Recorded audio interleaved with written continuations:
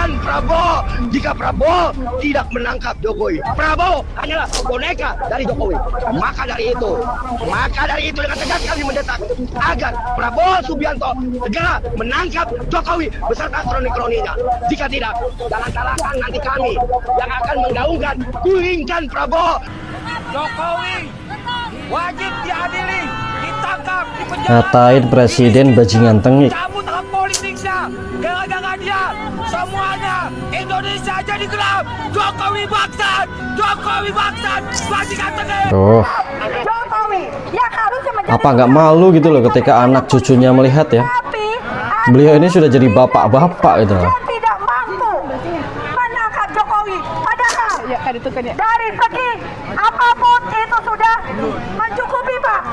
Ya, jadi saya sebagai mama, saya menggantikan tugas kalian semua. Dan sekarang saya tidak mau ketemu sama siapa-siapa. Saya hanya memberikan secara simbolis.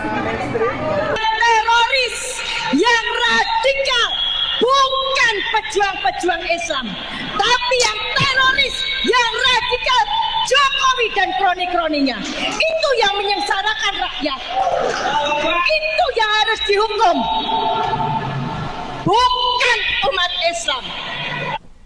Bentar. Oke, selamat datang di channel Deddy Monty guys ya. Jadi seperti yang kita lihat sendiri ya, sangat miris ya ketika melihat bapak-bapak, ibu-ibu, bahkan sudah nenek-nenek ya, yang ya mulutnya tuh sudah gak bisa direm lagi guys ya. Mereka ngatain Pak Jokowi bangsat, bajingan tengik, ada juga yang tolol, goblok, segala macam. Ya, pertanyaannya apakah pantas ketika anak cucunya melihat, apa mereka nggak malu gitu loh. Saya pribadi merasa yakin ya ketika anaknya melihat orang tuanya kayak gini, mereka nggak bakalan bangga, yang ada mereka malu. Dan mereka mungkin dibully sama teman-temannya ya ketika teman-temannya pun melihat orang tua mereka kayak gini gitu loh, dengan kata-kata yang kotor, kata-kata caci maki yang tidak pantas dicontoh oleh siapapun. Nah, menurut kalian gimana guys? Apakah orang-orang seperti ini memang harus ditindak atau cuma didiamin aja? Kalian bisa nilai sendiri, silahkan berkomentar. Lanjut dulu ya. Belum apa-apa sudah ditembak. Jokowi jual 4.000 pulau. Jokowi Jual 4.000 pulau. membohongi rakyat. Ada Kang Edi dan kepada Buktinya yang apa ini? kami untuk Kok segera ada fitnah yang kejam lagi nih kayaknya? Siap kalian berjuang. Tangkap Jokowi. Adili Jokowi. Masukkan dia ke dalam jeruji seumur hidup. Karena sudah menyakiti rakyat, sudah menzalimi rakyat. Rakyat sengsara. Ulah mereka namanya Jokowi. Jokowi sekarang kemana? Ayo kita kejar Jokowi. Ayo kita kejar Jokowi. Pulang dia ke Solo. Pak Jokowi, kalian harus bertanggung jawab sampai akhirat. Kami sebagai rakyat tidak rela, tidak ikhlas, sehingga kami keenak-enakan menikmati harta karun kalian, menikmati aset-aset yang sudah kalian rampas. Yang sengsara itu siapa sih? Ya, kami mengatasnamakan. Ini kayaknya ibu-ibu ini juga gak kelihatan sengsara ya, badannya sehat, bajunya bagus, Saya tidak akan pernah bisa gak ada kelihatan percaya orang rezim sengsara ini gitu. Kembali benar. Kalau presidennya malah Kadang-kadang nenek meneriakan ini. hidup Jokowi. Saya mau katakan, Jokowi masih hidup. Oleh karena itu, adililah segera Jokowi itu. Karena banyak sekali kasusnya yang terpampang Ferry di depan mata Amzari. kita, tapi tidak kemudian dihukum apapun. Gratifikasi pesawat jet pribadi itu apa ceritanya? Masihkah presiden teriak hidup Jokowi karena keluarganya tidak tersentuh? Padahal pesawat jet pribadi itu jelas, terang benerang, ada gratifikasi. Lalu kita mendenial itu dan kemudian bercerita siapapun yang mengungkit kasus ini adalah orang-orang nyinyir yang anti dengan berbagai kebijakan pemerintah. Saya yakinkan Bang, kalau pemerintah Kalau nggak nyinyir apa namanya kalau tiap hari menghujat terus ya, termasuk di lingkarannya sendiri, bahkan saya nggak pernah berhenti mengakui mengkritik prestasi pemerintah. Saya juga heran. Yang dikomentarin ya Ada kesalahannya orang yang aja. mengatakan Indonesia gelap.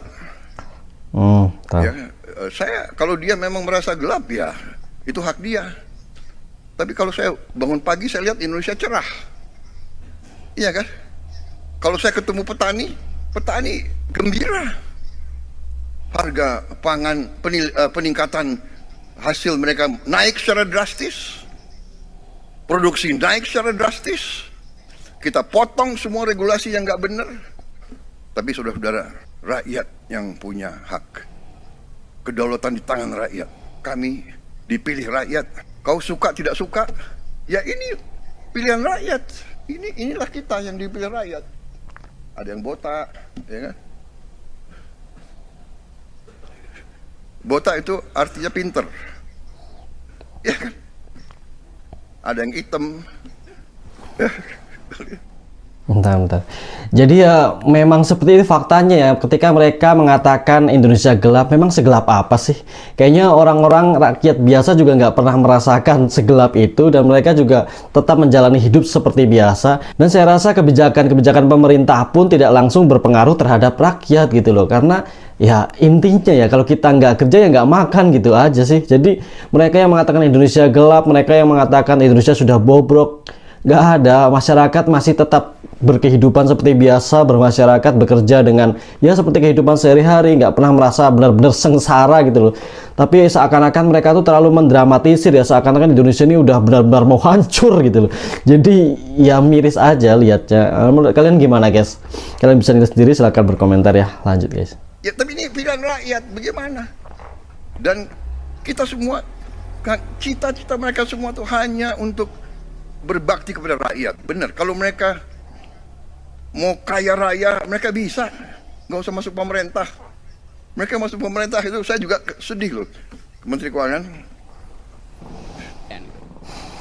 Satu waktu saya bilang begini, Presiden tidak paham Pancasila. Lalu saya dilaporkan ke polisi itu. Loh, itu keputusan saya untuk mendeskripsikan pengetahuan Presiden itu. Kalau saya bilang Presiden paham Pancasila, saya pasti dipuji. Padahal dua-duanya adalah deskripsi, bukan evaluasi.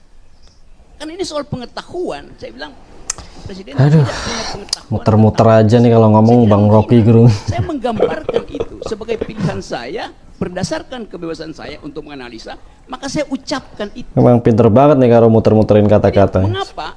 Kalau saya mengucapkan yang disebut negatif, dilaporkan. Kalau yang positif, justru dipuji gitu.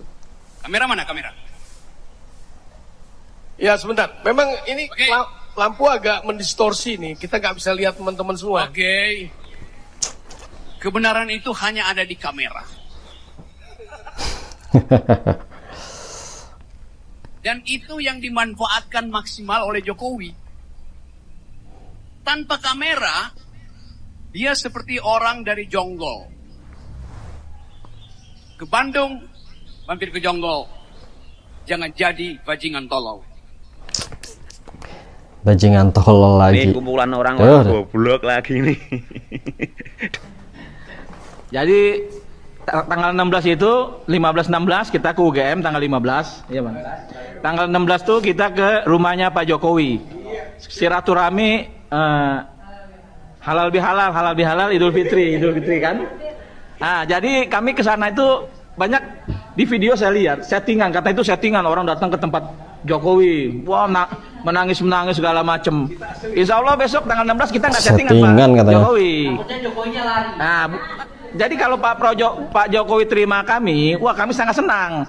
Kami ke sana nggak minta ketupat, kita nggak minta cemilan-cemilan, kita cuma minta ijazahnya Jokowi.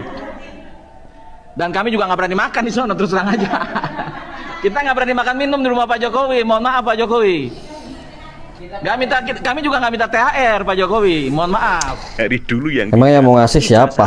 Terus. Nah, bahkan Presiden udah pernah tugas masih aja kalian bahas ijazah palsu terus. Kalian tanggal 15 mau di UGM Jogja ya kan? Kalau kalian nggak ditemuin sama rektornya UGM, terus kalian mau kemana coba? Mau ke Sarkem. Nih, katanya tanggal 16 kalian itu terus mau ke Solo gitu ya. Di sana kalian tidak mau meminta kupat atau cemilan lebaran gitu ya. Kan makanan kalian itu kan bukan ketupat, bukan cemilan, bukannya onta itu makannya kaktus. Kalau kita nyediain kaktus buat kamu, kemahalan. Emangnya kalian itu siapa kok mau minta THR ke Pak Jokowi? Emangnya kalian itu tukang kebunnya Pak Jokowi? Kayak logika aja ya. Kalau misalnya ijazahnya Pak Jokowi itu palsu, kenapa dia bisa menjadi wali kota 2 periode? bisa menjadi gubernur Jakarta, bisa menjadi presiden Republik Indonesia. Kemana aja dari kemarin gitu loh kalian, kok diem aja gitu. Yang mengusung Pak Jokowi kemarin dari Partai Merah kan. Nah, berarti kalau emang ijazah Pak Jokowi itu bener-bener palsu, berarti permainan politik di Indonesia ini yang menguasai siapa? Partai Merah kan. Iyalah, onta-onta goblok. Bentar. Jadi memang benar ya apa dikatakan oleh beliau ya, karena ya kenyataannya begitu guys ya, nggak mungkin seorang presiden kok ijazahnya bisa palsu. Bahkan beliau merupakan seorang wali kota, seorang gubernur. Pasti dulu ketika mau mendaftarkan diri, mencalonkan diri seorang untuk menjadi seorang pejabat, ya mereka pasti ada syarat-syaratnya ya, harus menyerahkan ijazah, menyerahkan data diri segala macam. Nggak mungkin bisa lolos kalau dari dulu sudah nggak ada ijazahnya. Itu sih kayak orang-orang yang memang mengada-ada aja, orang-orang yang memang sudah benci dan tidak suka, intinya selalu mencari kesalahan-kesalahan Pak Jokowi gitu loh, tanpa melihat kenyataan dan realitanya. Yang mereka inginkan ya cuma mau menyerang Pak Jokowi aja, mau menghujat, mencaci maki, intinya ya mungkin dendam mereka akan terlampiaskan ketika menyerang Pak Jokowi gitu loh. Jadi kalian gimana guys? Kalian bisa lihat sendiri, silahkan berkomentar ya.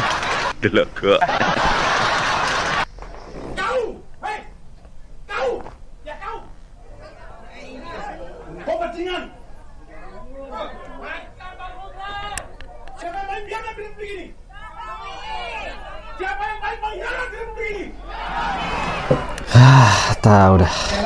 Orang-orang ini maunya apa sih? Udah pensiun masih aja diserang.